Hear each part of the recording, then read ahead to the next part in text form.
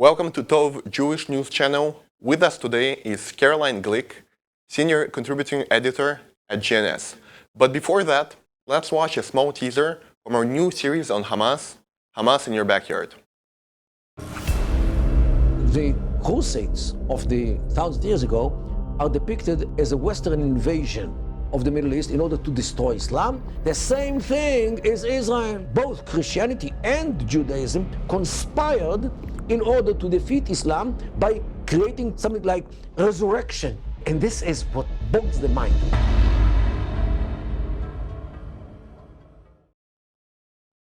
So, Caroline, it is always great to talk to you. Today, we want to address the issue of Qatar in the relations between Israel and the US.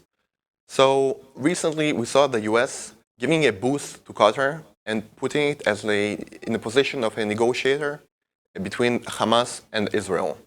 What are your thoughts on that? And why exactly does Biden push that policy? I think that it's really important, first of all, to understand that Hamas and Qatar are one and the same. Hamas is the Palestinian branch of the Muslim Brotherhood, and Qatar is the headquarters of the Muslim Brotherhood. The Muslim Brotherhood is a jihadist movement that sets as its goal the conquest of the world in the name of Islam. And so these people are all together in the same boat. It's not a surprise that the heads of lots of jihadist terror groups, including Al Qaeda, the Taliban, and Hamas, are all or have been from time to time headquartered in Doha. Today, we have the entire Hamas leadership headquartered in Doha, and they're all living in the lap of luxury. Qatar plays a double role. Basically, their whole foreign policy is a foreign policy towards the West of gaslighting, where they are constantly saying, who are you going to believe, me or your own lying eyes? And by the way, let me give you a few $1 million to your think tank, to your election campaign, to your children, whatever it is, so that you have Qatari money that's going into Western universities, into the pockets of Western politicians, into Western foundations run by politicians like the Clinton Foundation and others. And they, through this money, are able to blind the West to what they actually are, which is the epicenter of the Muslim Brotherhood and Sunni jihadism. And so the United States was essentially bribed by Qatar that gave them a honey trap. They said, here, put your Air Force bases headquarters, the headquarters of all of your air operations in the Middle East.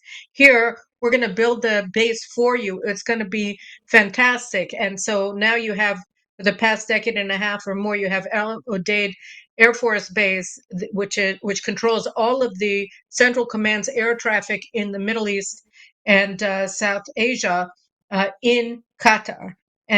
And so they speak with this forked tongue to the West, and they convince them that they're an ally. But really, what they are is a corrosive and corrupting force in the Western psyche that enables jihad. So, when you realize the role that Qatar plays, you understand that what they're doing now with Hamas, that they're the mediator between Hamas and Israel and the hostages, is they're advancing Hamas with their forked tongue, pretending that they want to see the hostages released. But the only thing that they really want to do is perpetuate Hamas's control over Gaza, enable the survival of Hamas, and bring about the destruction of Israel. The Prime Minister of Qatar said just now, he said, in an interview, I think, to CBS News, that they don't believe that it's a realistic goal. It's not a realistic goal. That's a way of talking to Westerners and demoralizing them while sounding wise.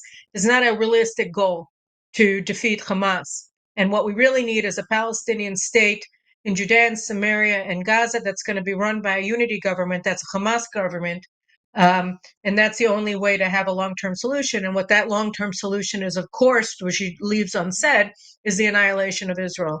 So Qatar has corrupted Western thinking, and it's being brought in now by the United States, by the Biden administration, to which has convinced itself that Qatar is a responsible actor when it's not, and they're working to bring about Israel's loss in this war, defeat.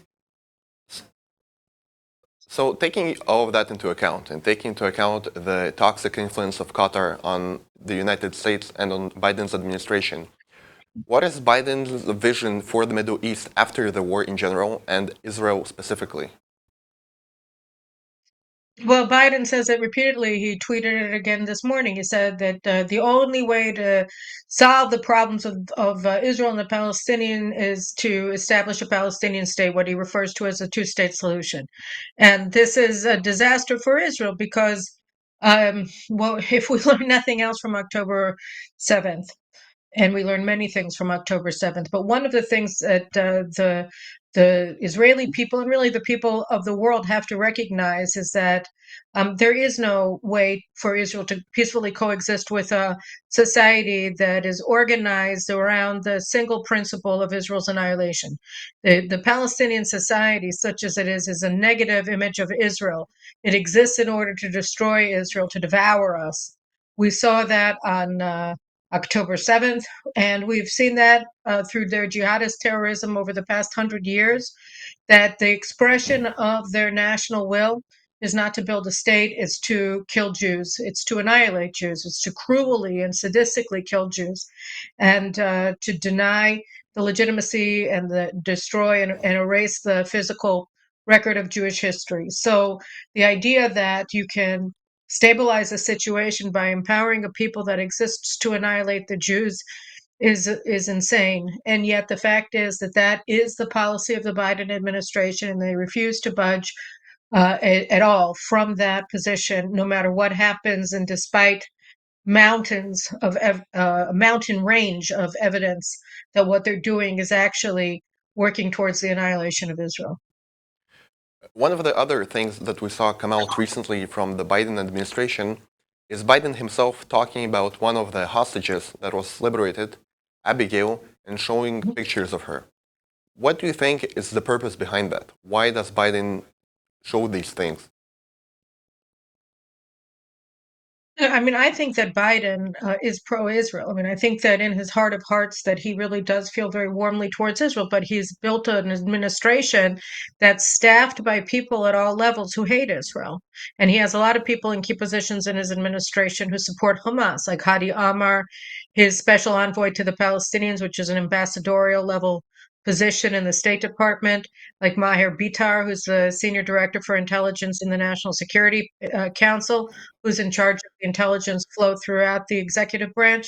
And these people have records of Hamas and suicide terrorism and the destruction of Israel. So this is a problem. I think that he does care about the hostages. I think he wants to see them released. There's also another aspect to this, which is that Hamas is.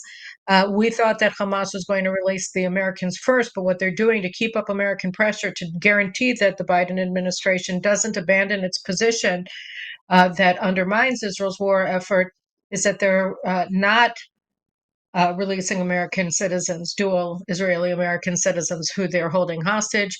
And the so far to date, I think a 4-year-old Abigail is the only American citizen who has been released.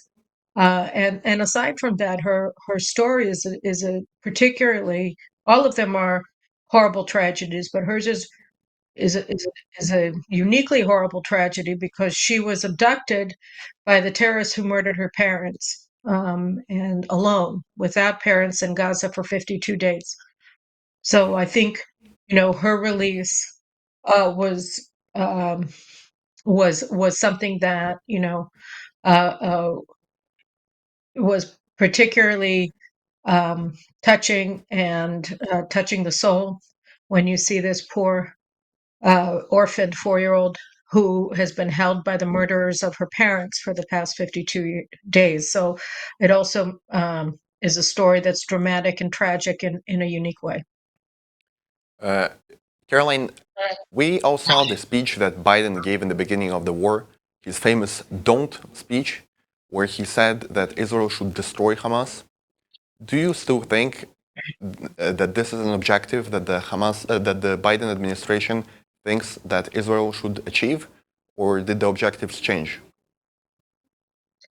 I think in that speech there was already the beginning of the problem, which is that he was insisting that Israel has to abide by international law, which was really also sort of a gaslighting thing on his part, because Israel, of course, abides by international law, and it's a slander actually to demand that somebody do what they were going to do anyway, because you're essentially insinuating that they weren't planning to obey the laws of war. And so that in and of itself was insidious inside of it was sort of the poison pill inside of the cheesecake. And aside from that,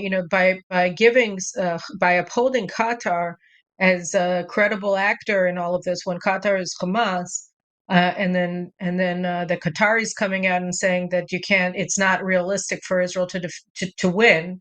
And you also had the chairman of the Joint Chiefs of Staff say that a couple of weeks ago, that he didn't think it was realistic for Israel to defeat Hamas, to take over all of Gaza.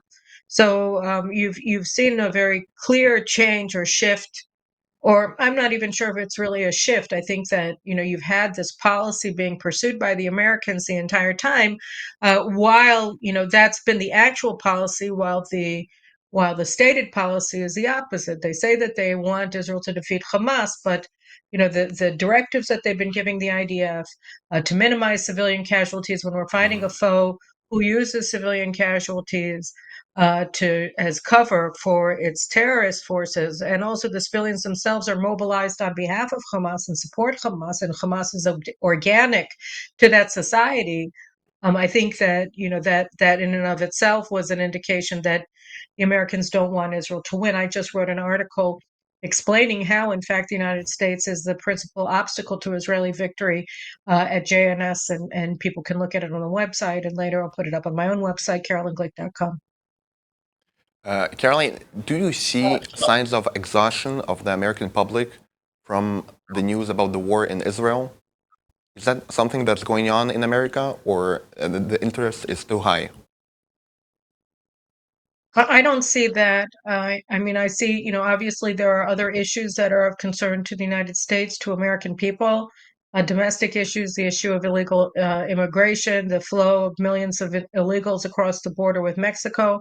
They have a lot of domestic discord, but overall, I see an outpouring of support for Israel among the American public. And it's not matched, unfortunately, by a similar fortitude on the part of the administration, which, recognizing the overwhelming support that Israel enjoys among the American people, again, continues to express its own support for Israel. But when we look on the ground and we see what the directives that they're demanding that Israel abide by, particularly in the issue of civilian casualties, but also in the issue of humanitarian aid to Gaza, um, which is really just a means to resupply Hamas and keep their larders filled with everything that they need to continue to prosecute the war against us. Um, then you see that the actual policy of the United States is to inhibit and to place obstacles before the IDF and Israel in our pursuit of our war objective, which is the annihilation of Hamas. Uh, Caroline, it was always nice to talk to you. Was with us today Caroline Glick, the senior contributing editor at JNS. Please subscribe to our social media, YouTube, and all the other platforms. Caroline, have a great day. Thank you very much. You too. Thank you very much.